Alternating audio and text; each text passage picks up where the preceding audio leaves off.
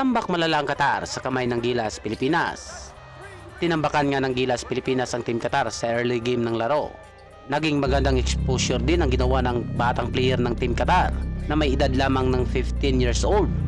Pero hindi pa rin sapat upang makasabay ang Qatar sa pangunguna ng batang player nito na si Abdullah Musa. Naging double digit ang lamang ng Gilas Pilipinas pagsapit ng second quarter. At naging highlights ang buzzer beater ni CJ Perez mula sa 3 points area.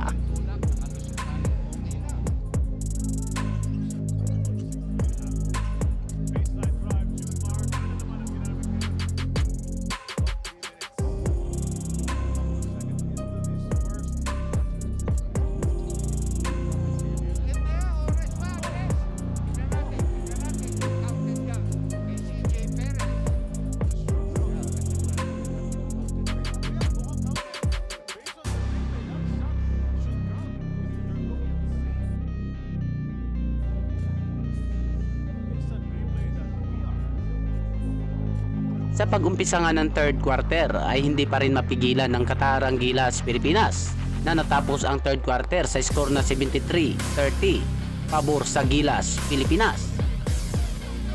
Sa pag-umpisa naman ng fourth quarter ay mas lumubo pa ang lamang ng Gilas Pilipinas. Panalo nga ang Gilas laban dito sa Team Qatar.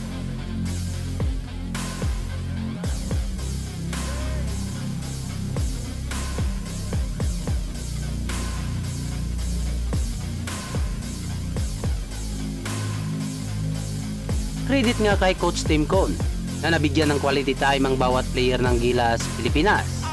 Take note lang tayo mga katurbo, mga batang player ang ipinadala ng Team Qatar. Ika nga, future is bright dito sa Team Qatar. Only 26 years old lang ang pinakamatanda sa Team Qatar at may 15 years old ang pinakabata.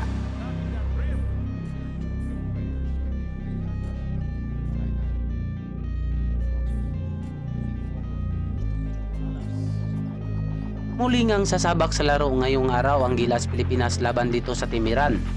Manatili lang kayong sumubaybay sa mga bago kong update patungkol dito sa update ng ating Gilas Pilipinas.